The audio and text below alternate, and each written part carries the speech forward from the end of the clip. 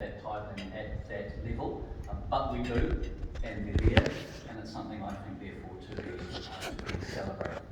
Thank you as a club, because for many, many years you've poured donations, especially at this time of the year, towards the city mission. Be really generous in that respect. If you think about all of the organisations that are offering their little bit, it's incredible how that adds up. The mission continues to need some millions of dollars of philanthropic money a year coming into it beyond the government contracts that support its other work. You will be aware, I'm sure, through the news, and I'm sure I talked about it last year, that the Anglican Church has been part of the Royal Commission of Inquiry into Abuse and Care, looking at situations of historical abuse through children's homes, orphanages, boarding schools and so on that the Church had been involved in over the years, and that period from 1950 through to 1999 in particular. We've had a lot that we've had to face into as we've learnt some things about our history and things that went on in some of our related organisations. That's been a real point of growth for us as a church, and for me personally, as I've had to front some of that. You find yourself apologising for all of those who have gone before you, but I guess one of the things I've learned is that's part of what leadership is about. A wise friend of mine said, leaders haven't caused the things that went on, but it's your job to do something about fixing them. And I think that was a good way to help me understand what part of my role was going to be in this. So we've had some hard yards, but I think we've also learned a lot about trauma-informed responses to people. It's been a big learning for me to discover just how much the long-term impacts of trauma in people's lives can affect them. I think our response in the past will often be, well, and it's a little bit what the courts do, I guess, is you look at an event at a moment in time, something that happened, and say, now, we have to do something about addressing what happened at that moment, holding people to account, and doing something to say, we've now recognised it and think in some way we've fixed it. I think one of the big learnings has been that particular events that are traumatic, that happen at a moment in people's lives, then for decades play out in all sorts of other ways that impact them. And discovering ways that that can be recognised and addressed is really, really challenging. But it's the necessary part of this work that we've been learning about. So the Royal Commission's had quite a lot of stick. Some organisations have been unhappy with it because they haven't enjoyed being under the spotlight. We haven't enjoyed it, but we've recognised it's been very necessary, so we've been prepared to cooperate, collaborate well. Survivors, on the other hand, haven't all been happy either, because they felt that organisations haven't been being held to account to the extent that they had hoped, and that the Commission's work hasn't been as effective as it should be. They've completed their public hearings now. They're preparing the report which will be presented to the Governor-General in June, and then we will look for I'm sure the many, many hundreds of recommendations that both state and faith-based organisations will have to attend to in years to come. It is all about encouraging us to do the work that we try to do to genuinely help other people, but to do it in a way that actually is safe and that contributes to the health and well-being of people. So we're looking forward to the opportunities we've got to continue to learn and to grow from those recommendations, and to implement them in a way that does put our work on an even more professional standing than I like to believe through organisations like the City Mission it actually currently is. On a more positive note, I had the opportunity to travel in the middle of the year. My goodness, how exciting. It was very weird, you leave Auckland Airport and you put a mask on, sit on a plane for 11, 12, 13 hours, whatever it is, through to San Francisco, hop off plane, take the mask off, hop on the next flight, to London with no mask at all, wander around the UK, hardly see anyone wearing a mask, come back to New Zealand, get to San Francisco, mask back on because you're heading home. So July, August, that was still quite a strange experience to discover on either side of the world, that sort of dichotomy. It's all changed so dramatically in the last few months, hasn't it? It's been amazing. The freedoms we've discovered again, and how we've been learning to get our lives a little bit back to normal and genuinely start to live with this thing called COVID. But middle of the year I went to what's a once in a decade conference called the Lambeth Conference. The Archbishop of Canterbury calls every bishop from the Anglican Communion, our worldwide communion, together once every 10 years to confer and learn from one another. It's been 14 years since the last one was held, partly because of some initial delays that were about church politics, and then 2 years of delays around COVID, of course. So 14 years since the last one, the next one won't be for another 10. It's the only one I will ever go to. So a wonderful experience. Around 600 and something bishops were there from around the world, along with many of us brought our spouses with us, and then all the extraneous conference staff there. So it was a huge sort of gathering, and it went on for about 10 or 12 days. If you bring that many people together only once every 10 years or so, you've got to make the most of it. It would seem silly to do that for the sake of a 2-day conference. So people, when I go home, people say, "Oh, you must have made a whole lot of new friends from all those other bishops." It's like, well, actually, no, I didn't. It was great to meet up with some international contacts that I have and reinforce those friendships. But you might sit down at a mealtime in this huge marquee and chat with someone, think, "Oh, they were nice guys, it was nice to meet them." And then the whole rest of the conference you just wouldn't see them again. So the opportunities to actually create new friendships were few and far between because of the environment. But the experience was quite amazing. Our church, me because I'm a bit warts and all, our church has huge challenges still that we've lived with for decades over issues of human sexuality. And parts of our church are completely against any moves that the church might take towards more fully including people of differing sexualities within the life of the church. Others of us are trying to be more proactive around that. It doesn't only create tensions within the church locally, and it does, but internationally it creates huge tensions. So there were probably a couple of hundred bishops who chose not to come to the Lambeth Conference because of that, which is sad. In the end, the only way you resolve issues is to get around the table together and broker things and talk together. So that was a sort of a shadow that was a little bit cast over the conference that we were aware of. But I tell you, you've never seen so many purple shirts in one place. So it was really quite something. In fact, I was a bit of a shorts and t-shirt guy each day because I figured, everybody here's a bishop, why do you need to dress like one? Once in our lives we just know who it is. And I tell you, it was blinking hot, it really was. We were in Kent, just outside of Canterbury at Kent University, and it was hot. It was mid-July, early August, and the UK was going through that. Has anybody been able to go? Anybody been?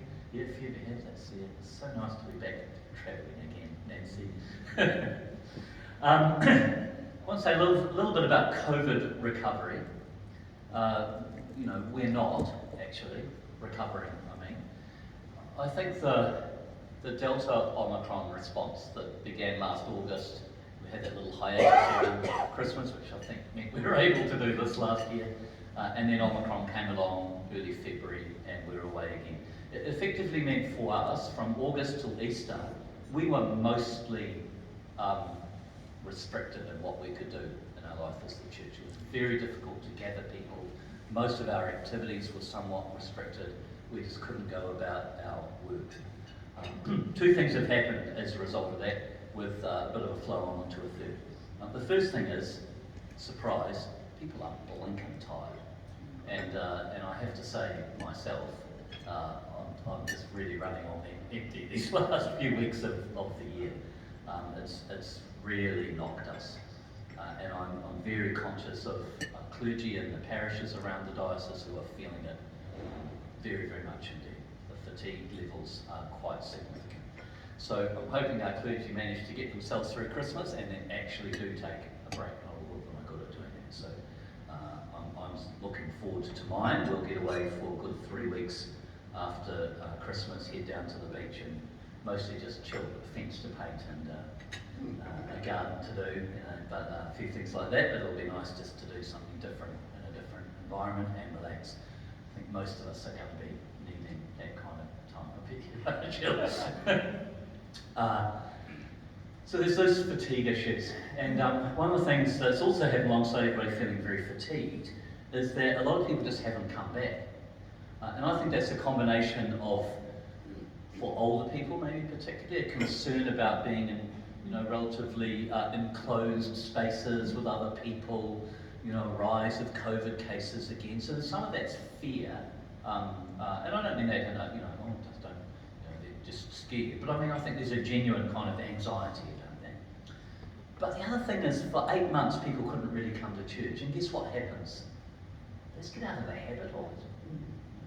And I think these are dynamics, by the way, not just about the church, but they'll be true of a lot of charities, non-profits, clubs and so on. I know whether this clubs may be experienced it to some extent. It's just, you get out of the habit of doing something, and you form new habits in your lives to make up for that space. And then, you wake up one day, oh yeah, we used to go to church, didn't we? Oh, we don't do that anymore. Oh well. And of course the sad thing is that people I'm finding are also saying, nobody seems to notice we're not coming, which is a sad reflection of some of our churches' cultures, that people don't get noticed when they're not there. And so we've got a lot of learning and work to do on that, I think, about how we help to regather people. So we've got this issue of fatigue, we've got this issue of struggling attendances. It impacts the morale of our clergy, certainly. And they're also finding, again, organisational dynamics, they're also finding that the ones that have got a bit of energy saying, let's try something new, let's do this, in the volunteer population of their parish, people are either suffering from fatigue, or their morale's at rock bottom, or they just don't have the time because there's so many other things going on in their lives. So for clergy, it's this double whack. And trying to energise others to help them to say, what can we do to rebuild? So that is a pretty tough reality for us at the moment. We're finding that 18 months on from before we went into the Delta thing, we're back to most of our parishes maybe 70-75% of the attendances that they were used to. And in a smaller parish it was maybe already struggling, bringing together 40 people on a Sunday, that needs now maybe they're only bringing together 30. You really notice that. Guess the other way you really notice it? A little collection plate. It has had some impact on our finances, and of course now we're staring into next year, and we're beginning to see the projections on our investment income for the markets heading south, and our budgets are going to take another hit, just in terms of other passive income that we normally enjoy. So I think we've still got a tough couple of years or so ahead of us as we recover from the COVID thing. And in the end, it's only going to be, sadly, hard work at local levels and local communities, making an impact, rebuilding our reputation, gathering people that's going to achieve that in any way. On the personal front, yes, I continue still to make a little bit of time for foreign emergency. Thank you for acknowledging QSM that I was given earlier this year. I have to say it surprised me when I got the letter, and I felt incredibly humbled to be recognised in that way. I believe it stands for quite some man. I've yet to have that confirmed, but FENS is really... would you stop interrupting, please? FENS has really gone through some challenges this year, as you've noticed, around the career staff with what they've been trying to deal with in terms of their contracts. I'm not going to comment on that because that's their business and I am a volunteer, so their business is not my business. But I have to say, in the volunteer world as well, we're really feeling the impacts 5 years on from the merger of rural and urban services together. An enormous amount of money has been spent trying to do that, and the challenges of the merger were far greater than anyone realised. I think with all of these local authority controlled rural brigades, nobody realised quite what a bad state some of them were in. So the investment in that has been enormous and has been far more than FENS had allowed for. Meantime, some of us working in urban brigades are really feeling it. We run 2 trucks in our brigade, they're both now 25 years old. One of them last year spent on average 1 day in 3 at workshops being fixed for different things. One of our trucks has 267,000 kilometres on the clock, plus who knows how many tens of thousands of hours of engine hours as they sit idling at calls, either pumping or whatever. So our brigade is in a bit of a morale rut at the moment over that, and we're fighting with feds. And as our career staff get themselves back on track, we're wondering whether we might be able to borrow some of their signs off their trucks. Undervalued. So that's a reality actually around volunteerism and FENS at the moment. We're still out there doing the maki, we're committed to doing it in our communities, but she's a bit tough at the moment, and we keep hoping that the government can find some money for the career staff. They might find some to properly equip their volunteers as well. But still enjoy it. 33 years of service now with FENS, which is mind-boggling to wonder where those years have gone. Mind-boggling also that Monday this week just gone, Jackie and I celebrated 35 years of marriage. If she'd shot me, she would have been out a long time ago. Look, we have a very good life, I have to say. Jackie continues to do research at Auckland University, finds that demanding, but like most good spouses, you come home and moan at your spouse about how hard work was today, but actually deep down, a real passion for that, and she's grateful for the opportunities that she has in that world. Well, nearly Christmas again. Some people say how much they're looking forward to Christmas Day. I always say I look forward enormously to Boxing Day, personally, when I'm finally free of work. I will be at the cathedral at midnight. The Dean and I sort of have year about where one of the preachers or the other one does, so it's the Dean's turn to preach this year. I'll be there, but in the morning, my habit, which I'm reintroducing after COVID, is to be able to get into a parish on Christmas Day in the morning. So I go somewhere small, just by way of contrast. And this year I'm going to be heading overseas to the parish of Milford. Across the water to get there, but I think I'll be all right. And I'm looking forward to being with that community of people. Again, they felt the struggle through COVID. It'll be nice to, apparently me coming along is some encouragement to people. And so I'm starting to think about, what is there to say this year once again as we look at all of that crap going on around the world and all of the challenges that we're facing in our own communities, and what's next year going to hold. It's going to be probably a tough year for all of us in many ways. And the main thing I can't help but keep coming back to is with all of the, with all of the tinsely kind of ideals that we want to grab hold of at Christmas to give us a bit of hope and encouragement. I'm not against that at all. All of the peace and goodwill, and the world's really a great place. I don't disagree with that, and I'm glad people find those opportunities to celebrate that stuff. But at the heart of it for me is still this baby in the manger. And the core message of that is about a God who wants to engage with the real stuff of human life. And for me, that's the heart of what Christmas is. Not a God who stands off, not a set of rules held up here for us to try and grasp at and see if we can achieve to show how good we are.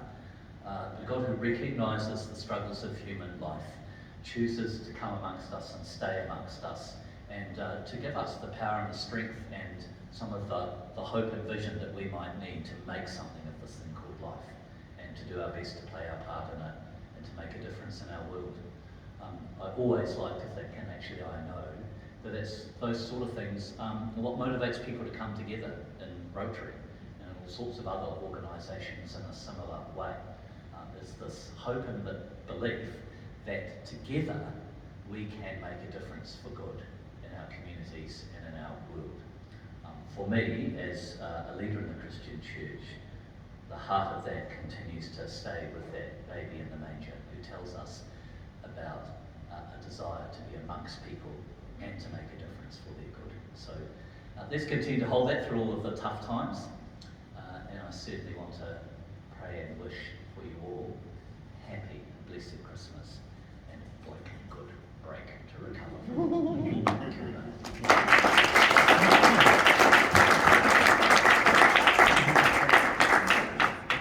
Wonderful. As in tradition, has anybody got any questions or comments that they want to share with Ross? Jill.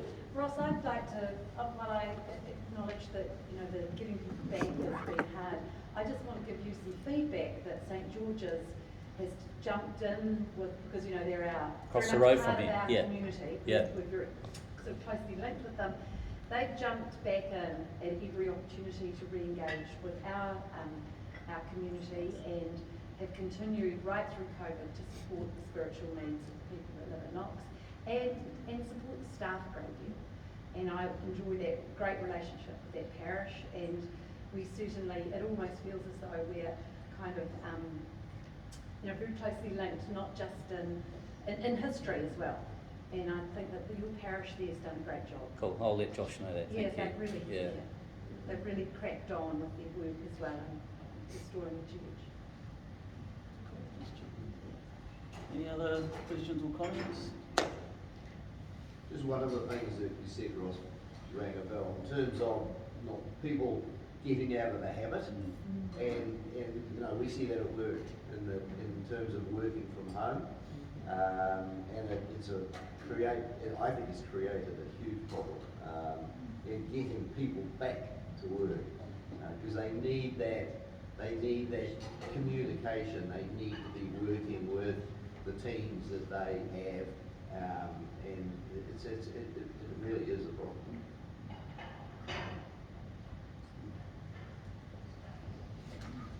And Salvation Army echo very similar thoughts there. One of the challenges is, as you highlight, is getting people back together. We've noticed that